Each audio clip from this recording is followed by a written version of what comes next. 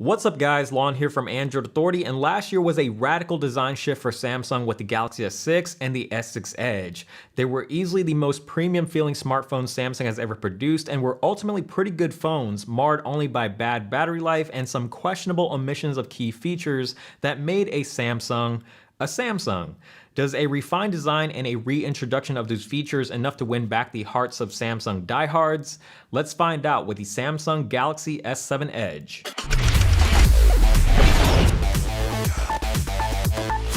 So before we get started, I just want to quickly let you guys know that we're handling the review process a little bit differently. So the video review, what you're watching right now, is obviously being done by me, but the written review is actually done by our writer, Andrew Grush, and you can see his thoughts on the S7 Edge up here, linked in a card or down below in the description.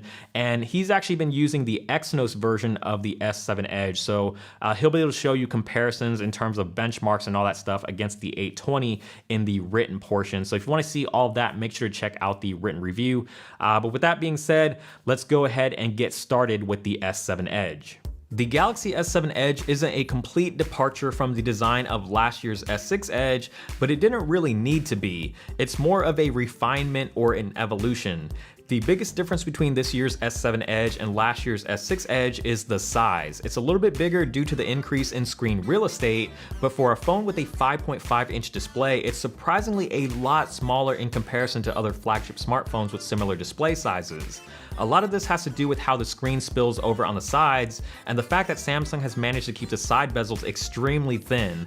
I still wouldn't consider this a compact size smartphone by any means because a 5.5-inch display is still a 5.5-inch display no matter how you slice it, but it's definitely one of the easier 5.5-inch smartphones to use in one hand.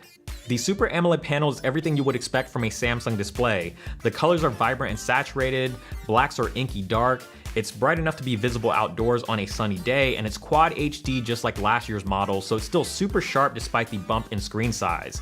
If anything, the extra screen real estate makes content like movies and games even more enjoyable, and it may be a placebo effect at this point, but Samsung screens always seem to get better and better each and every year, and the S7 Edge's screen really looks phenomenal. New to Samsung's flagship this year is the always-on display feature. This takes advantage of the AMOLED screen by only lighting up the necessary pixels to show you useful information, but right now it's pretty limited in functionality and nowhere near as robust as similar features from Motorola or even Google's own stock Android. Right now it can show you the clock, a calendar, or a few predefined images, which doesn't do much of anything except just look cool. It doesn't drain much battery, but until Samsung adds more features to it or gives you the ability to peek at notifications, it isn't really all that useful and honestly feels a little half-baked. The glass and metal construction returns from last year's Galaxy S's, so as far as design materials go, it still feels largely the same in your hand, and despite being larger, the S7 Edge feels way more comfortable to hold due to not having those super sharp chamfered edges of the S6 Edge. The metal frame has a much more rounded feel, and the rear glass panel tapers down on the sides, similar to the Note 5. The tapered backside allows for a couple of different things. One, it's a little bit easier to pick up off a table, which actually helps out a lot considering the phone's side rails are a lot thinner than most other phones. And two, the tapered edges allows the phones to nestle nicely in the hand, and it may sound weird, but it honestly is one of the most comfortable feeling phones I've ever held. There are still downsides to this design, however. The phone is still a huge fingerprint magnet, and if you're like me, you'll probably find yourself wiping the phone on your shirt quite often or carrying around a microfiber cloth. The other downside is it's not the grippiest phone in the world, which isn't all that surprising given the build materials. It's not a slippery bar of soap or anything, but you'll probably find yourself being a little more cautious than normal, especially if you aren't rocking a skin or a case. With this slightly revamped design, Samsung has also brought back a couple of key features that were notably missing from last year's models. Micro SD card expansion is back, which means there's only a 32 or 64 gig variant this year, but with micro SD you can expand up to an additional 200 gigs to store all of your photos and videos.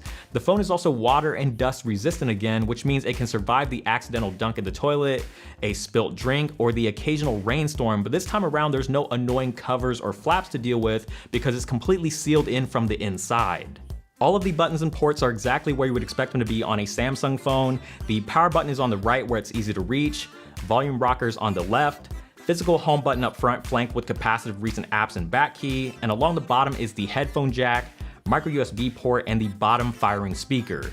The speaker is nothing amazing, but it does sound significantly worse from previous devices. It's super tinny at high volumes, and you can most likely thank the waterproofing for that one. Now you also might be thinking right now, why Samsung? Why micro USB? Why not USB Type-C? USB Type-C is the future! So the answer to that question is twofold. One, USB Type-C hasn't exactly skyrocketed in adoption. There still aren't that many devices out there that use USB Type-C, so at least for me, micro USB is still the more convenient standard. And answer number two would be Gear VR, which uses micro USB, and the new Gear VR supports the S7, the S7 Edge, the Note 5, the S6 Edge Plus, the S6 Edge, and the regular S6. And from a production or a logistical or raw material standpoint, whatever you want to call it, it just wouldn't make a whole lot of sense for Samsung to make a whole nother VR headset specifically for two devices when they can just make the one that works with all of them. The home button up front still doubles as a fingerprint scanner just like before, and while the setup process is a little bit long compared to other phones like the Nexus 6P or 5X, the fingerprint sensor feels a lot faster and more accurate over the S6 or even the Note 5, and very rarely did I run into the sensor not reading my fingerprint on the first attempt. Internally, the phone has undergone the usual improvements with a faster processor and more RAM. In the States, the phone is being powered by the Snapdragon 820 chip, whereas in other regions, you're getting Samsung's own Exynos 8890, but all versions come with the same 4 gigs of RAM. The version that I've been using for the past week is the Snapdragon model, and overall I've been very pleased with the performance. I will admit there are still some random hiccups here and there, or quote unquote Samsung lag, but the majority of it really stems from Samsung's own launcher. The flipboard scrolling issues that plagued the S6 and Note 5 has been mostly alleviated. It still causes some drop frames when swiping between home screens from time to time, but aside from these small hiccups, general performance has been really great. It launches apps quickly, multitasks, and plays graphically demanding games like a champ, and thanks to the built-in water cooling, the phone gets warm but it never overheats. Speaking of gaming, Samsung is also one of the first manufacturers to take advantage of the new Vulkan APIs in their smartphones, and once developers take advantage of this is going to allow for better games, much smoother gameplay, better graphics performance, and an experience that is much less resource intensive over the current OpenGL framework.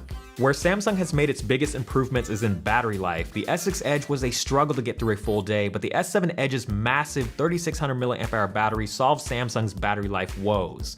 Getting through a full day has not been a problem regardless of whether I'm using the phone casually or hammering on it with a lot of gaming and picture taking. It's not going to go the extra mile and get you a second day, but if you're just looking for a good solid full day of use, the S7 Edge provides exactly that.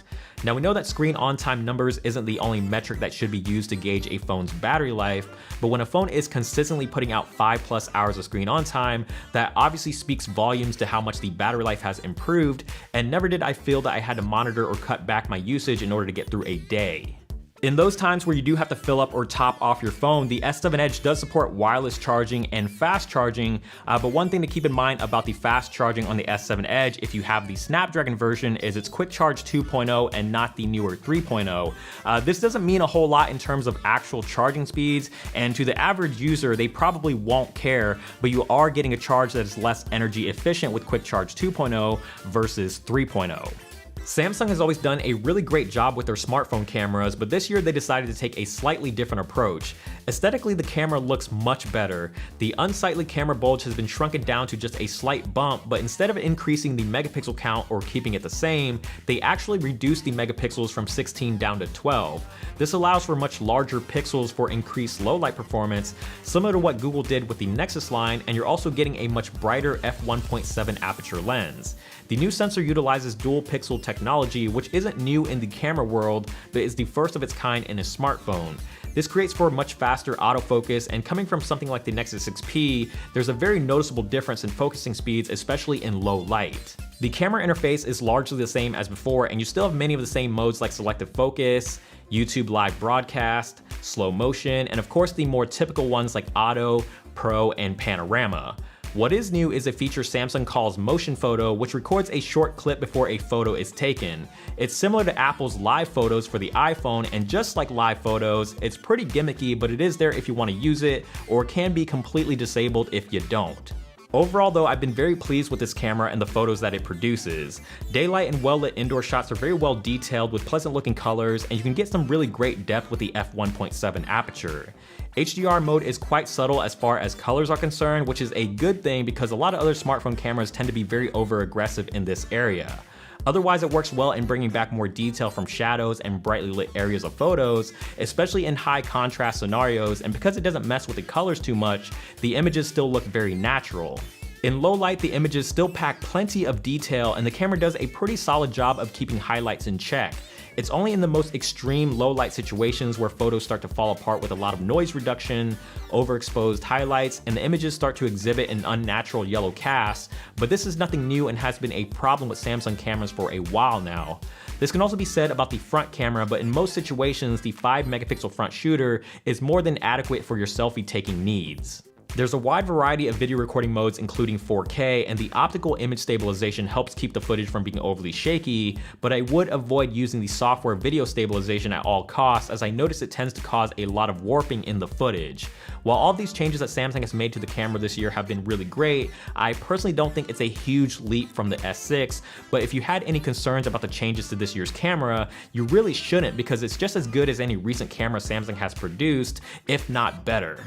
The software is Android Marshmallow with Samsung's custom interface, and Samsung's UI still isn't the prettiest, but this is probably the best version of their interface to date. The nasty green and blue color scheme is finally gone and has been replaced with a much cleaner blue and white.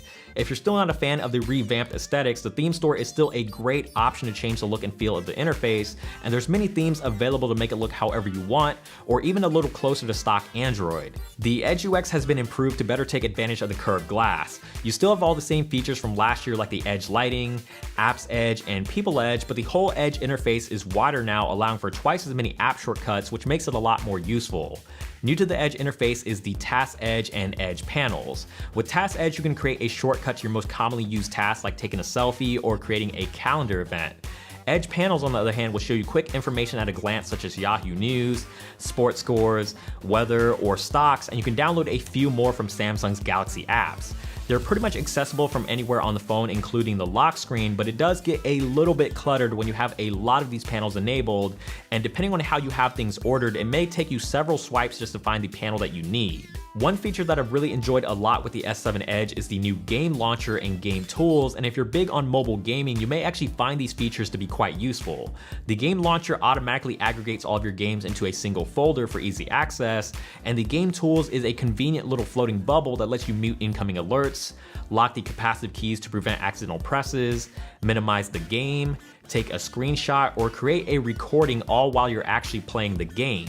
Even though Samsung's UI has made some improvements, it's still far from perfect. It's a lot less intrusive, and if you don't like many of the features, you can simply turn them off, but Samsung still packs a lot of crapware and redundant applications into their phones. For basically every Google application, there's a Samsung equivalent of the same app. So on the S7 Edge, you have 2 email apps, 2 web browsers, and 2 voice assistants with Google Now and S-Voice, and depending on which carrier you're on, you may be dealing with even more redundant apps or bloatware. Pricing for the Galaxy S7 Edge is pretty typical for a Samsung flagship. Off contract, it'll cost you $800, but you do have the option of contracts or monthly installments depending on your carrier. I won't go as far as saying that the S7 Edge is the best Android smartphone you can currently buy, but it's pretty awesome. Along with the usual improvements like the camera and faster processor, the S7 Edge takes what was great about last year's S6 Edge, makes a few key refinements like a more comfortable design and improved battery life, and brings back micro SD card expansion and water and dust resistance. There's no such thing as a perfect smartphone, but if there's a phone out there that hits the mark pretty damn close, it's the Galaxy S7 Edge. As always, thank you guys so much for watching this review. I hope you guys enjoyed it and found it helpful. If you did, please give it a thumbs up down below. We definitely appreciate it. And also subscribe to the channel, which is also down below or somewhere around me. Just click it and subscribe, and check out the videos that are somewhere around me here as well. But that's it, guys. Thank you so much for watching. Keep it tuned here to Android Authority. Check the website as well, androidauthority.com, because we are your source for all things Android.